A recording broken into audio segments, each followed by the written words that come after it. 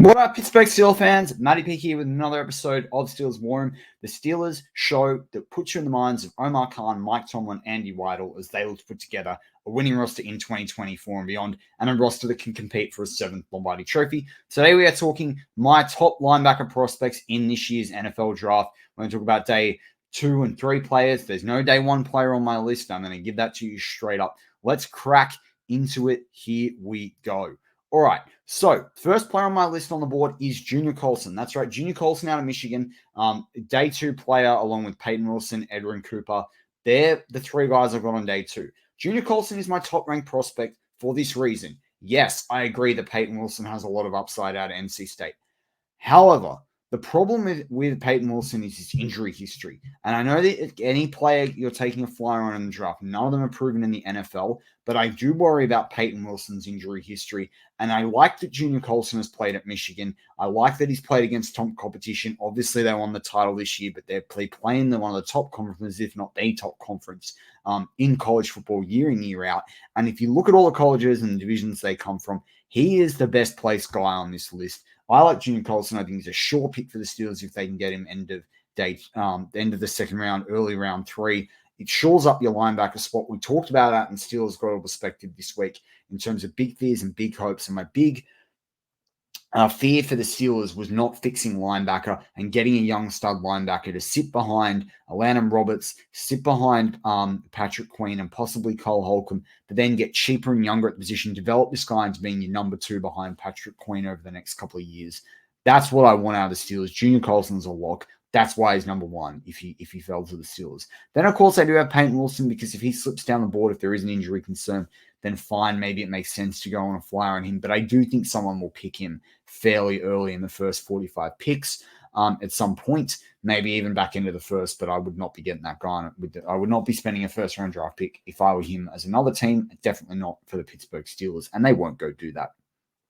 And you got Edwin Cooper as well. Played a little bit of outside, played a little bit of inside. Really good player out of Texas A&M. One of the more athletic guys. Went into the draft as probably the number 1 linebacker. Look, this order would swap. That's why I've got all these guys on day 2, bona fide day 2 picks. This could go in any order. It'll come down to team preference, schematics, all that sort of stuff. But Colson's probably the bigger linebacker out of them. Peyton Wilson's probably the most athletic, particularly with his 40-yard time. And Cooper's not done too bad, but he didn't test as well as what some people thought he would at the NFL Combine.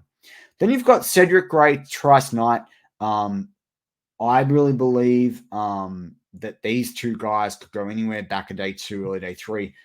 With Knight, he's probably more of a prospect that I think will show he's worthy of that in the NFL, but probably still goes on day 3. I am not high on Jeremiah Trotter for the Steelers. I don't think he's really going to fit what they want to do in a 3-4. I'd worry about his size. I know he's instinctual, but I do worry about size in the AFC North. And I actually don't think his production over the course of his college career warrants him being in the top 3-4 guys. And then, of course, you've got Jalen Ford out of Texas. He's a guy that's probably a top 120 pick in this year's draft. He'll go somewhere between 100 and 150, but really productive player for you if you go out and get him. So let's double click on a couple of these guys. Overall, Edwin Cooper had the best defensive grade, followed by Peyton Wilson last year. Trice Knight in there at 9. Jeremiah Trotter Jr. in there at 7. You've got to go way down the list before you get to Cedric Gray and some of the other blokes. But that sort of gives you a highlight in terms of who's up there, who are we talking about here as the top performers. I know people don't like PFF grades, but it's helpful to just share what it is. It's a good summation of a lot of different stats. Peyton Wilson and Edwin Cooper are 4th and 6th, respectively, on the run defense list. Jeremiah Trotter in there at 12, Junior Colson at 14, Jalen Ford at 13, Trice Knight at 21.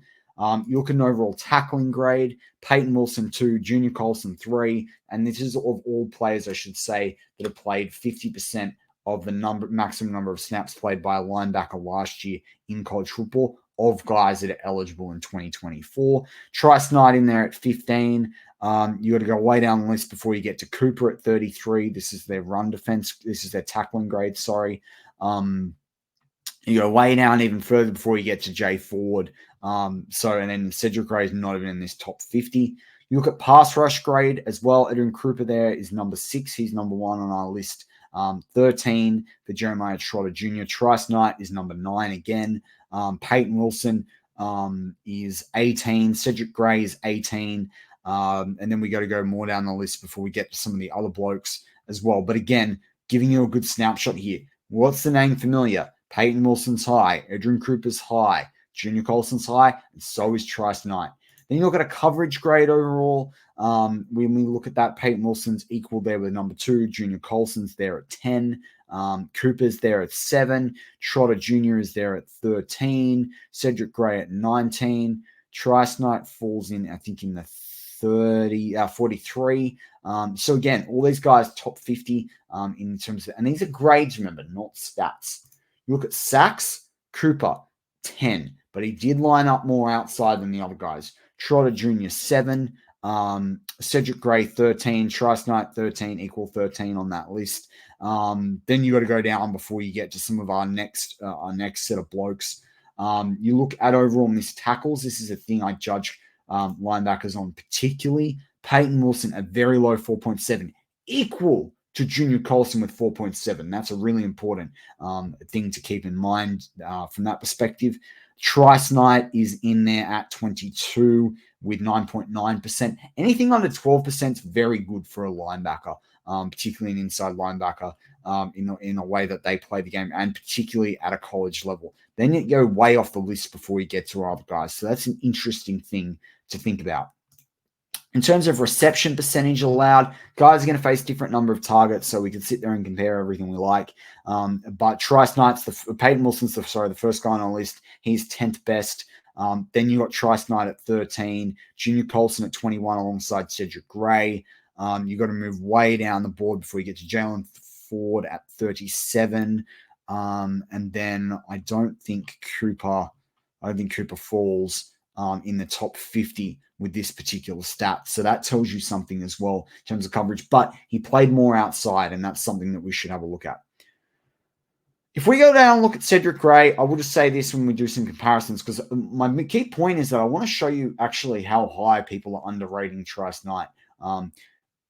Cedric Gray, 2,500 plus snaps, 8 sacks over the course of his college football career. That's pretty powerful there. In terms of interceptions, he's also had 5 in his college career. So remember that, over 2,500 snaps, 8 sacks, 5 interceptions. Peyton Wilson, 2,460 snaps. He spent a bit of time injured in college. He has 16 sacks overall, 6 last year, pretty good, and 7 interceptions. So that's why he's way higher on the list. Junior Colson, 1,900 snaps, so a bit less than both those blokes, but he's only played 3 years. So he's actually played a lot of snaps in those 3 years if you look at him compared to a Cedric Gray or Peyton Wilson. He has no interceptions, but he does have 5 sacks. So he's been more productive across those 3 years when you look at it. Maybe less sacks than the Peyton Wilson side, but he's been pretty much designated only interior as a linebacker. Then you go to Cooper. He has had 8.5 sacks in his career so far in college football, only 2 interceptions, 8 pass defense.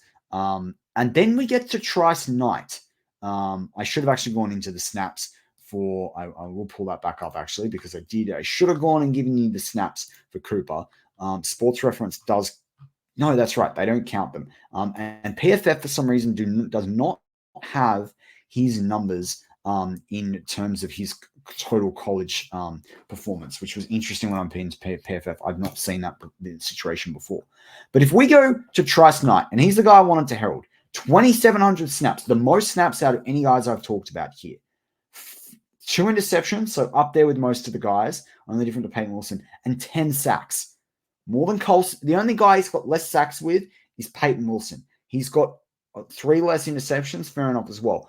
4-year starter, but the most snaps across those 4 years. Some of the best grades, some of the best overall rankings. So what I really wanted to say is do not sleep on Trice Knight out of the University of Texas, El Paso. This guy is underrated because of the college he goes to. He's a proven performer. He's up there on the rankings. And when you watch him go on day 2, where I actually think some team will draft him, or you see if he falls, the Steelers go and grab this guy, or another team go and grab this guy. It might not be the Steelers. Don't be surprised. This is the one name in the draft on defense particularly that like no one is talking about, and he's been completely undersold. He is going to surprise when Daniel Jeremiah does his final top 150 and top 50 players. Be surprised if don't be surprised if this guy being there on a 150, don't be surprised if he somehow scrapes into that top 50. This guy's a really good prospect, and he's someone that a lot of teams are sleeping on. I talked about him a couple of months back when I was starting to mock him in the 4th, the 5th, and the 6th round.